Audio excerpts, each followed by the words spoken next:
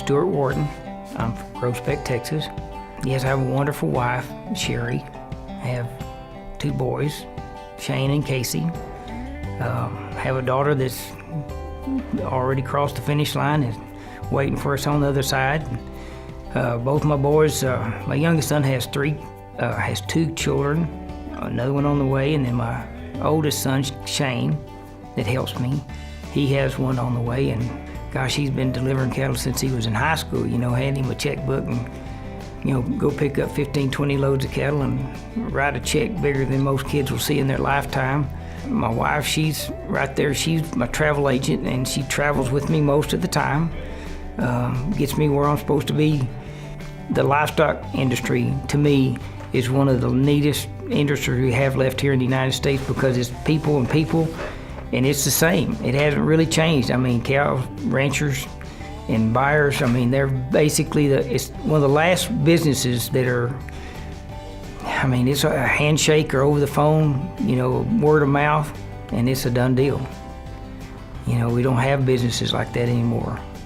The buyers, they trust us. The sellers, they trust us. I guess I've worked my butt off to get to this spot, and I've got to toe the mark and, do them a good job. And fortunately, I've been blessed along the way to stumble through and, get along pretty good. And I tell my customers, consignors, I said, look, if I can't make you money, I don't want to work for you. But I said, here's what I have to bring to the table. I said, we can sell cattle out front. I said, sometimes that's a good thing or a bad thing. We can sell cattle, and on day of the sale, if the market something doesn't feel right, we can move them to a later sale. We can no sell them. You can still have your cattle.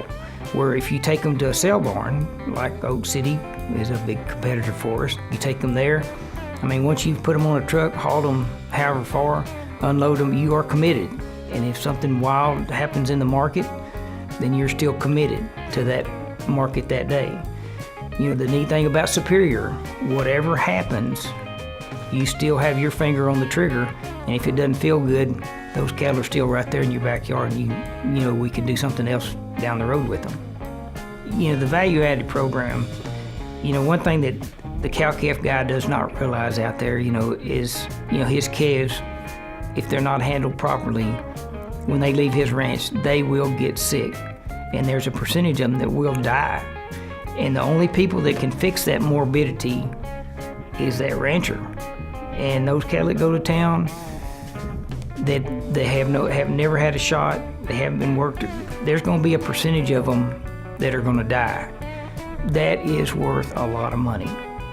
I sent a set of cattle to a rancher last year, and he had bought sale barn cattle that, get sick and die. And I had sent him 1,000 head, and he said, we doctored one of those steers. He said, we shipped them all. He said, I've never done that before.